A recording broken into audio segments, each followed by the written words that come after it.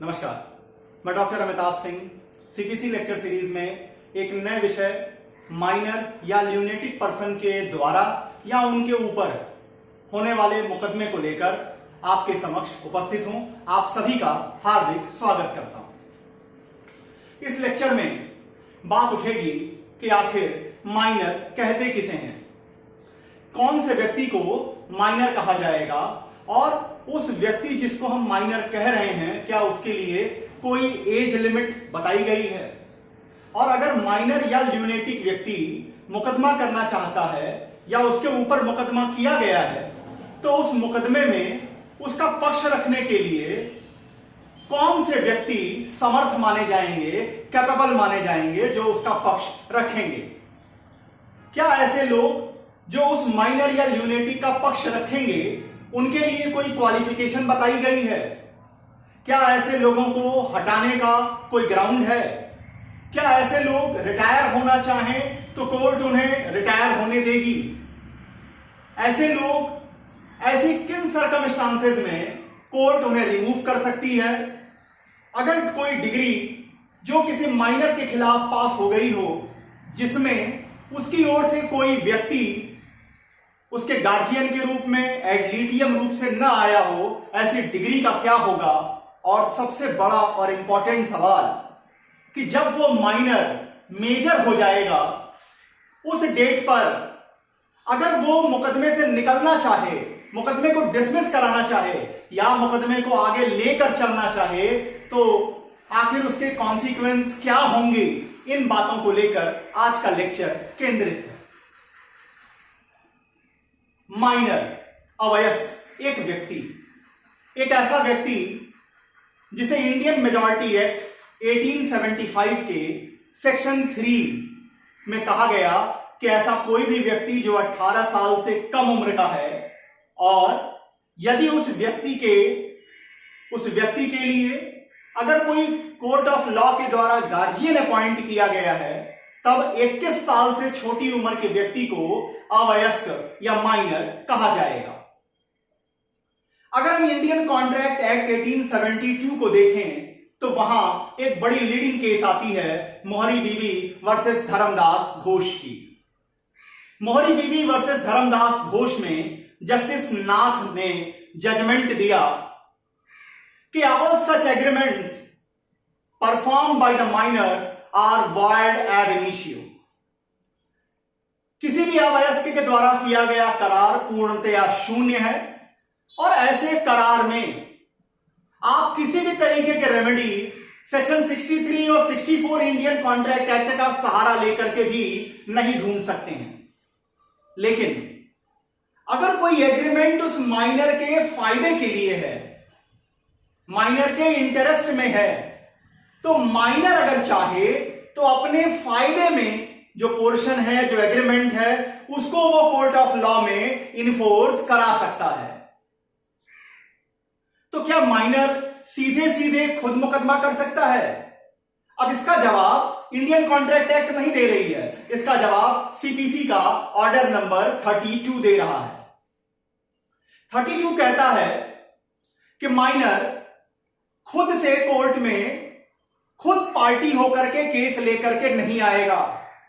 Minor के interest के protection के लिए उसका गार्जियन या कोई नेक्स्ट फ्रेंड केस लेकर के आएंगे।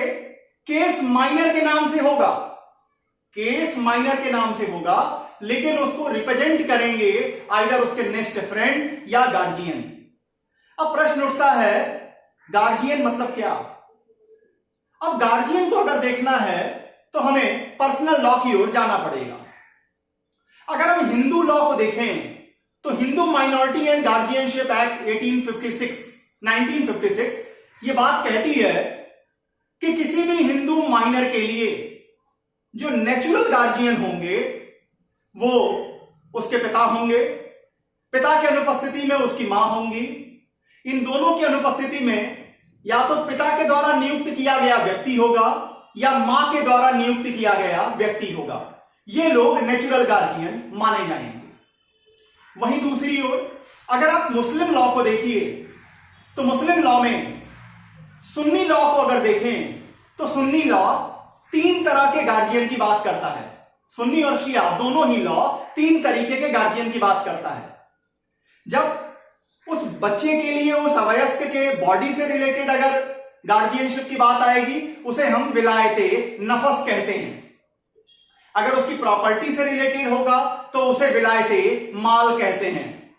और मुस्लिम लॉ एक अलग तरीके के गार्जियन की बात करता है, अवयस्क के निकाह के लिए नियुक्त किया गया गार्जियन, जिसे हम विलायते जबर कहते हैं।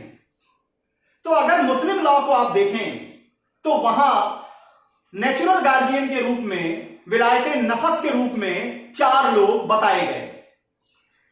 उस अवयस्क का पिता, अवयस्क का दादा, अवयस्क के पिता के द्वारा नियुक्त किया गया गार्जियन और अवयस्क के दादा के द्वारा नियुक्त किया गया गार्जियन। यहां मां को कस्टडी का राइट है, लेकिन वो सुन्नी लॉ में डायरेक्टली गार्जियन के रूप में नहीं है। अब अगर शिया लॉ को देखें तो वहां पर सिर्फ दो लोगों के पास ये कैपेसिटी है, एक पिता के पास और दूसरे दादा के पास। तो अगर गार्जियन, जिस गार्जियन की बात यहां हो रही है, यहां ऑर्डर नंबर 32 ये कहता है कि कोर्ट में केस लेकर के उस अवयस्क के फादर आ जाएंगे। फादर की अनुपस्थिति में मदर आ सकती हैं। फादर मदर दोनों की अनुपस्थिति में कोई भी ऐसा गार्जियन जो नेचुरल गार्जियन की श्रेणी में आता है वो आ जाएगा। और अगर वो भी नहीं है तो कोर्ट किसी योग्य व्यक्ति को उसके गार्जियन या नेक्स्ट फ्रेंड के रूप में अपॉइंट कर सकेगी। और अगर मुकदमा किसी माइनर या ल्यूनेटिक के ऊपर किया गया है तो वहां पर उसके इंटरेस्ट के प्रोटेक्शन के लिए जो व्यक्ति आएगा उसे हम एड लिटियम कहेंगे। अब बात उठती है कि क्या कोई भी व्यक्ति नेक्स्ट फ्रेंड के रूप में जो आना चाहता है या आ रहा है, या एड लिटियम, इसके लिए कोई क्वालिफिकेशन बताई गई है? तो ऑर्डर 32 के रूल 4 में वो क्वालिफिकेशन बताई गई है। क्वालिफिकेशन क्या है? 5 क्वालिफिकेशन है जिन्हें उस व्यक्ति को पूरा करना होगा। नंबर 1, वो व्यक्ति खुद मेजर होना चाहिए। नंबर 2, वो साउंड माइंड का होना चाहिए। नंबर 3, उसके इंटरेस्ट उस माइनर या ल्यूनेटिक पर्सन के इंटरेस्ट के एडवर्स नहीं होना चाहिए, दोनों के इंटरेस्ट में क्लैश नहीं होना चाहिए। नंबर 4, उसका विपक्षी या डिफेंडेंट के साथ किसी तरह के इंटरेस्ट की लिंकिंग नहीं होनी चाहिए। और नंबर 5, उनकी ओर से यह सहमति आनी चाहिए रिटन में कि वो उस माइनर या ल्यूनेटिक की ओर से नेक्स्ट फ्रेंड के रूप में, गार्जियन के रूप में या एड लिटियम रूप में कोर्ट के सामने आने के लिए तैयार और रजामंद हैं। जो भी व्यक्ति इन 5 क्वालिफिकेशन को पूरा कर देगा वो नेक्स्ट फ्रेंड के रूप में, गार्जियन के रूप में या एड लिटियम के रूप में केस लेकर के कोर्ट ऑफ लॉ के सामने आ जाएगा माइनर या ल्यूनेटिक की तरफ से। अब बात उठती है कि क्या ऐसे माइनर के गार्जियन या नेक्स्ट फ्रेंड या उस एड लिटियम पर कुछ रिस्ट्रिक्शन भी लगाई गई है? तो हां, देखिए कोर्ट ऑफ लॉ में माइनर का इंटरेस्ट पैरामाउंट कंसिडरेशन के रूप में देखा जाएगा। अगर कोर्ट सबसे ज्यादा अगर किसी के इंटरेस्ट को प्रोटेक्ट करेगी तो वो उस माइनर के इंटरेस्ट को प्रोटेक्ट करेगी। और उस माइनर के इंटरेस्ट को प्रोटेक्ट करने के लिए ही रूल 5 से 7 बनाया गया है। रूल 5 से 7 ऑर्डर 32 यह कहता है कि जो भी उस माइनर या ल्यूनेटिक व्यक्ति का नेक्स्ट फ्रेंड है या उसका गार्जियन है, एड लिटियम है, इसमें से कोई भी व्यक्ति बिना कोर्ट की परमिशन के माइनर के उस मुकदमे के सब्जेक्ट मैटर को लेकर कोई कॉम्प्रोमाइज नहीं करेगा, कॉम्प्रोमाइज के किसी एग्रीमेंट में इंटर नहीं करेगा या कॉम्प्रोमाइज के एवज में किसी तरीके की मनी, किसी तरीके का कैश, किसी तरीके की मूवेबल प्रॉपर्टी रिसीव नहीं करेगा। यह साफ साफ रूल 5 से 7 में लिखा हुआ है। यहां अगर कॉम्प्रोमाइज करना चाहते हैं तो उस नेक्स्ट फ्रेंड को, उस गार्जियन को, उस एड लिटियम को कोर्ट की परमिशन लेनी होगी। इस परमिशन के लिए उन्हें एप्लीकेशन देनी होगी। इस एप्लीकेशन को एफिडेविट से सपोर्ट किया जाएगा, जहां ये वो स्पष्ट करेंगे कि ऐसी क्या सर्कमस्टांस है जिसमें उनको ये लग रहा है कि ये कॉम्प्रोमाइज उस माइनर या ल्यूनेटी के बेनिफिट में है। और अगर उस माइनर या ल्यूनेटिक पर्सन की ओर से प्लीडर कोर्ट ऑफ लॉ में आए हैं, तो वो प्लीडर ये सर्टिफाई करेंगे कि किस तरह से उनको ये लग रहा है कि ये कॉम्प्रोमाइज उस माइनर या ल्यूनेटिक पर्सन के फायदे में है।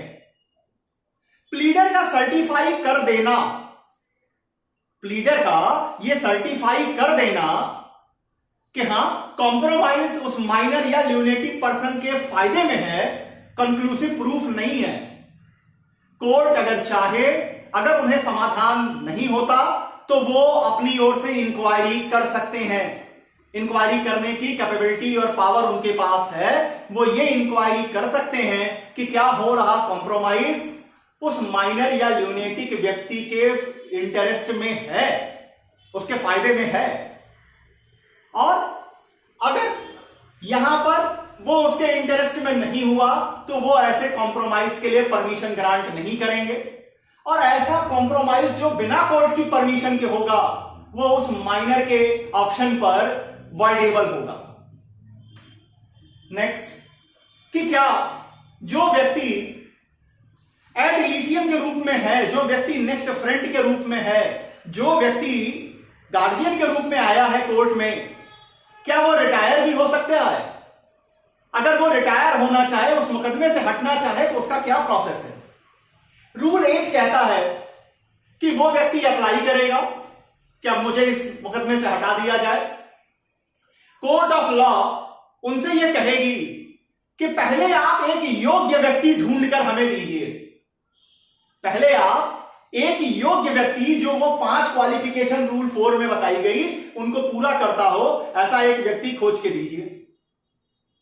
और नंबर 2 कि जितने दूर तक आप इस मुकदमे में आए हैं, वहां तक जो कुछ भी आपने किया है, जो कुछ भी आपने चाहे प्लेंट बनाया है, उस पर एविडेंस दिए हैं या रिटन स्टेटमेंट दिया है, उसकी ओर से कुछ पेपर्स दिए हैं, कुछ और चीजें की हैं, कोई कमीशन इशू कराया है, जो भी कराया है, इसके लिए आप हमें सिक्योरिटी प्रोवाइड कीजिए कि अगर ये समझ में आए कि लास्ट में कि आपकी मिस्टेक थी, आपकी गलती थी, आपने ड्यू डिलीजेंस से काम नहीं किया, तो उसका भुगतान आप जो सिक्योरिटी देंगे वहां से कराया जाएगा। अगर वो व्यक्ति एक दूसरा योग्य व्यक्ति दे देता है और कॉस्ट जो भी अभी तक वो जहां तक आए उसके लिए वो सिक्योरिटी दे देते हैं, उन्हें रिटायर कोर्ट कर देगी, उनकी जगह दूसरा व्यक्ति लेके आ जाएगा। क्या कुछ ऐसी भी सर्कमस्टांसेस हैं जब उस नेक्स्ट फ्रेंड को, जब उस एड लिटियम को, जब उस गार्जियन को कोर्ट रिमूव कर सकती है? तो जी हां, रूल नंबर 9 ऐसे 5 कंडीशन की बात करता है। 5 में से किसी सर्कमस्टांस में कोर्ट ऐसे एड लिटियम को, ऐसे गार्जियन को, ऐसे नेक्स्ट फ्रेंड को रिमूव कर देगी। नंबर 1, जब उस व्यक्ति का इंटरेस्ट उस बच्चे के इंटरेस्ट के, उस माइनर के इंटरेस्ट के, उस ल्यूनेटिक व्यक्ति के इंटरेस्ट से एडवर्स हो जाए। नंबर 2, उस व्यक्ति का फाइनेंशियल इंटरेस्ट, उस व्यक्ति का फाइनेंशियल इंटरेस्ट उस मुकदमे के दूसरी पार्टी के साथ इस लेवल का हो जाए कि अब बच्चे के इंटरेस्ट का प्रोटेक्ट हो पाना असंभव दिखने लगे। नंबर 3, जब वो अपनी ड्यूटी परफॉर्म नहीं कर पा रहे हैं किसी भी कारण से, फिजिकल डिसेबिलिटी के कारण, किसी और कारण से, बहुत ज्यादा बिजी होने के कारण वो अपनी ड्यूटीज नहीं निभा पा रहे हैं। नंबर 4, जब मुकदमे के चलने के दौरान सब्सटैंशियल समय वो भारत के बाहर रह रहे हैं, भारत में नहीं है। और 5वां, अदर जस्टिफिएबल रीजन, दूसरे न्यायोचित कारण। ये दूसरे न्यायोचित कारण एक तरीके से जुडिशरी के हाथ में सोर्ड ऑफ टीपू सुल्तान देता है, जो कि डिपेंड करेगा कौन से कारण न्यायोचित होंगे या नहीं होंगे, ये मुकदमे के फैक्ट एंड सर्कमस्टांसेस पे डिपेंड करेंगे। और इसकी लिस्ट दे पाना लगभग नेक्स्ट टू इम्पॉसिबल होगा। कहीं पर ऐसा भी होगा कि हो सकता है वो गार्जियन बिल्कुल कैपेबल हो, लेकिन वो अपने बिजनेस सिलसिले में इतने ज्यादा बिजी हैं कि उनके पास समय ही नहीं है उस बच्चे के उस मुकदमे में उसके पक्ष को रखने के लिए, तो ऐसी जगह पर वो भी जस्टिफिएबल रीजन माने जाएंगे और ऐसे गार्जियन को सारी योग्यता के बाद भी कोर्ट रिमूव कर देगी। अब कोर्ट ने किसी को रिटायर कर दिया, रिमूव कर दिया उस गार्जियन को, एड लिटियम को या नेक्स्ट फ्रेंड को, या वो नेक्स्ट फ्रेंड वो एड लिटियम मर गया, डेथ हो गई उसकी, तो जब तक दूसरा कोई व्यक्ति नेक्स्ट फ्रेंड के रूप में, गार्जियन के रूप में या एड लिटियम रूप में नहीं जोड़ा जाता, तब तक उस मुकदमे में आगे कोई कार्यवाही नहीं की जाएगी। उस मुकदमे का प्रोसेस स्टे कर दिया जाएगा। क्यों? क्योंकि एक बच्चे का ये मान के लॉ चलता है कि एक बच्चा अपने इंटरेस्ट को प्रोटेक्ट नहीं कर पाएगा, इसलिए जब तक दूसरा व्यक्ति नहीं अपॉइंट होगा तब तक उस केस में प्रोसीडिंग रोक दी जाएगी। नेक्स्ट आते हैं कि अब उस इंपॉर्टेंट पॉइंट पे आ जाएं कि वो बच्चा जिसकी ओर से कोई व्यक्ति नेक्स्ट फ्रेंड के रूप में आया है कोर्ट ऑफ लॉ में, एड लिटियम रूप में आया है, गार्जियन के रूप में आया है, वो बच्चा जिस दिन मेजर हो जाता है, अब बच्चा मेजर हो जाएगा तब अब ये बच्चे को फाइनल करना है, ये बच्चे को क्लियर करना है कि वो उस केस को आगे चलाना चाहता है या नहीं चलाना चाहता है। बच्चे को 4 ऑप्शन अवेलेबल है। नंबर 1, जब वो बच्चा उस सूट को कंटिन्यू नहीं करना चाहता, तो अगर वो माइनर जो अब मेजर हुआ है वो उस सूट को एबंडन करना चाहता है, उसको कंटिन्यू नहीं करना चाहता है, तो उसे एंटी पार्टी के अब तक हुए कॉस्ट को और नेक्स्ट फ्रेंड या गार्जियन या एड लिटियम जो भी व्यक्ति उसकी ओर से था उसके किए कॉस्ट को वो बियर करेगा, उस एक्सपेंस को वो प्रोवाइड कर देगा, कोर्ट उस मुकदमे को समाप्त कर देगी। नंबर 2 ऑप्शन कि वो बच्चा उस मुकदमे में प्रोसीड करना चाहता है, उस मुकदमे में वो आगे जाना चाहता है। अब कोर्ट में वो बच्चा जो अब मेजर हुआ अपने एड लिटियम या अपने गार्जियन या अपने नेक्स्ट फ्रेंड को जितना उनका एक्सपेंस हुआ उनको वो बियर कर लेगा, उनको वो प्रोवाइड करा देगा, उनको डिस्चार्ज कर देगी कोर्ट, और अब मुकदमा सीधे सीधे वो माइनर जो मेजर हुआ वो लेकर आगे कंटिन्यू करेगा। नंबर 3, उस बच्चे को लगता है कि इस सूट में कोई ग्राउंड नहीं बनता है, इस मुकदमे में कोई आधार नहीं है, तो वो डिसमिसल ऑफ सूट के लिए भी कोर्ट ऑफ लॉ में अपना ऑप्शन यूज कर सकेगा। कोर्ट ऐसे सूट को डिसमिस कर देगी, कॉस्ट के बारे में कोर्ट अपने आदेश देगी। 4था काफी इंपॉर्टेंट ऑप्शन है जो कई बार इंटरव्यू में और कई बार प्रीलिम्स में पूछे जाते हैं कि वह माइनर जो मेजर हुआ अगर वो उस मुकदमे में एक को प्लांटिफ है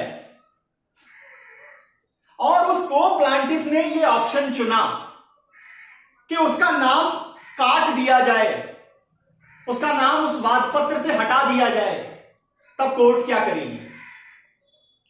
यहां पर कोर्ट ये देखेगी कि क्या ये को प्लांटिफ नेसेसरी पार्टी है उस मुकदमे में। अब नेसेसरी और प्रॉपर पार्टी कौन है, कैसे आप ये समझेंगे कि नेसेसरी है या प्रॉपर है? इसके लिए आप मेरे पुराने लेक्चर में चले जाएं, वहां पर नेसेसरी और प्रॉपर पार्टी को एग्जांपल से एक्सप्लेन किया हुआ है। तो अगर वो बच्चा नेसेसरी पार्टी नहीं है, अगर वो माइनर जो अब मेजर हुआ नेसेसरी पार्टी नहीं है, तो ऐसे को प्लांटिफ को कोर्ट उसका नाम काट देगी या उन्हें को प्लांटिफ से हटाकर डिफेंडेंट के रूप में जोड़ देगी, उन्हें को प्लांटिफ से हटाकर डिफेंडेंट के रूप में जोड़ देगी। तो ये 4 ऑप्शन अवेलेबल हुए उस माइनर के पास जब वो मेजर होता है। ये रूल 12 से 14 में डिस्कस किया गया। रूल 15 ऑर्डर 32 का कहता है कि ये सारे प्रोविजन जो कि माइनर को लेकर के हैं वो ल्यूनेटिक व्यक्ति के मुकदमे पर भी चलेंगे। लागू होंगे। इतनी बातें ऑर्डर 32 के संदर्भ में। उम्मीद करता हूं कि माइनर के द्वारा या माइनर पर या ल्यूनेटिक व्यक्ति के द्वारा ल्यूनेटिक व्यक्ति पर हुए मुकदमे के प्रोसेस को समझाने में सफल रहा। अगर आप इस चैनल पे नए हैं तो सब्सक्रिप्शन दीजिए। आप ये वीडियो YouTube पे देख रहे हैं तो इसे लाइक कीजिए, इसे ज्यादा से ज्यादा लोगों से शेयर कीजिए, जिससे सीपीसी जो कि लॉ का सबसे टफेस्ट पेपर माना जाता है, इसमें जो बच्चों का चाहे वो तैयारी कर रहे हैं या लॉ की पढ़ाई कर रहे हैं, उनके डर को खत्म करने का जो मेरा प्रयास है ये ज्यादा से ज्यादा लोगों तक पहुंच सके और मैं अपने प्रयास में सफल हो सकूं। अगला टॉपिक जो आपके सामने लेकर उपस्थित होऊंगा वो है कि क्या कुछ ऐसे भी हालात हैं जब किसी मुकदमे में किसी पार्टी को, किसी पक्षकार को डिग्री और जजमेंट के पहले भी अरेस्ट किया जा सकता है। तो ऐसे कुछ कंडीशंस हैं जिनके पूरा होने पर पार्टीज टू द सूट को, उस वाद के पक्षकारों में से किसी को निर्णय और डिग्री के पहले भी अरेस्ट किया जा सकता है। इसे ऑर्डर 38 में बताया गया है। इसे लेकर अगले लेक्चर में आपके सामने उपस्थित होऊंगा। तब तक के लिए बहुत बहुत धन्यवाद। नमस्कार।